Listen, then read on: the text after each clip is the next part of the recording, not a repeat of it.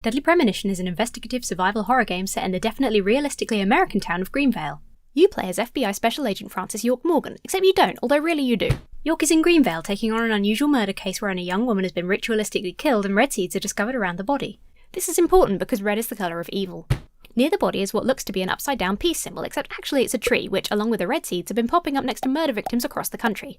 As Agent York, you investigate the murder by exploring the town, having extremely long drawn-out interactions with incredibly suspicious people, flirting, racing cars, deciphering hidden messages in your coffee, occasionally being plunged into the other world where you have to shoot upside-down head zombie people in the face, conferring with Zack, the apparent voice in your head, and sitting at the long table. The other world is like this world, but more red, like the seeds, which are bad. As you investigate, you're occasionally harassed by the Raincoat Killer, who is a killer who wears a raincoat and kills when it's raining.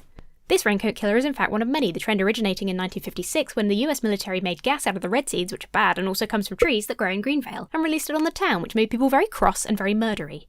The raincoat killer currently murdering people on your watch and showing up to badger you all the time is actually George the sheriff, who runs a sex club and thinks that if he murders people like the 1950s raincoat killer did and then eats the red bad seeds, he will become immortal, for some reason. He eats the seeds and ends up mostly the same except with bigger muscles and bangs, so you kill him.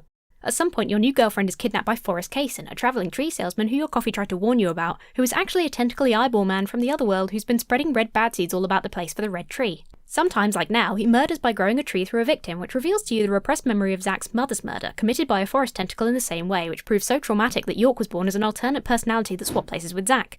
Now that Zack is back, you finally confront Kaysen Tree Man in his true form and kill him, putting an end to the spread of the red bad seeds. Zack leaves Greenvale triumphantly, and despite the traumatic supernatural experience you just had, York being gone and everyone you know being dead, we play this as a happy ending.